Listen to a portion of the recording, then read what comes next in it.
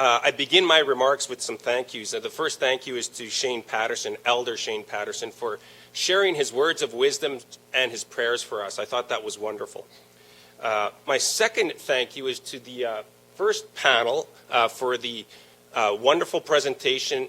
I found it very interesting and thought-provoking, and they did a fabulous job. I think we should give them a round of applause.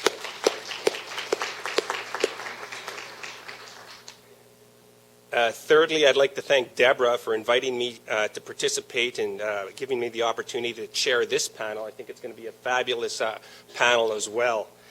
I had some fairly brief remarks to introduce all of the panelists, but I'm going to cut them down even more.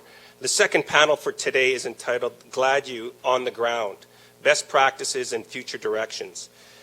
We have three panelists, Jonathan Rudin, who's the Program Director for Aboriginal Legal Services of Toronto.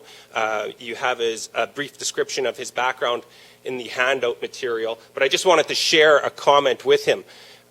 Just by coincidence, Jonathan, I had a visitor today, this morning in my office, a judge from the Provincial Court of Ontario who sits in downtown Toronto. I think you know her. Her name's Justice Maura Green. And I said I was doing this this afternoon, and I was on your about her involvement in the Gladue court, and she's one of the judges who's presided in that court. And I wanted to make sure that Jonathan knew that she spoke very highly of him and the work that he does with ALST.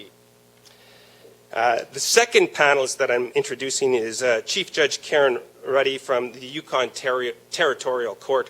I know Karen, I've known Karen and worked with Karen for a number of years, and when I say that I've worked with her as Chief Judges, we sit on the Canadian Council of Chief Judges. It's a national committee, and Karen and I are both belong to that committee. Even though her term as Chief Judge for the Yukon is coming to an end shortly, she's going to remain with the Council and work in the, as the Executive Director for the Council, and I look forward to our continued friendship and working relationship. Finally, we have someone who should be familiar to most of the people here, and that's Brenda Gunn, who's a professor here at the law school.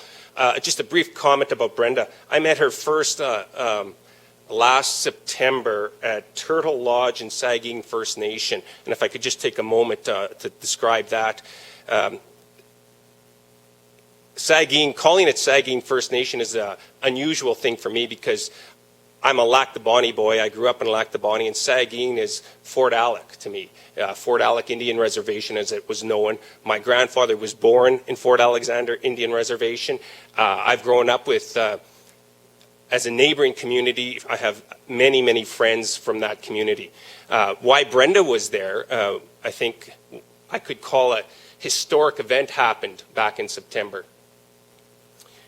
The Chief Judge from the Federal Court of Appeal, a number of his colleagues from the Court of Appeal, and a number of federal court judges all attended out to Turtle Lodge in Fort Alexander to meet with elders to discuss elder testimony in treaty cases and the concerns and issues that the elders had. And I say it's historic because I venture to guess that those judges from that court seldom come to Manitoba and would never have traveled out to such a remote setting to meet with elders who they see in their courtrooms.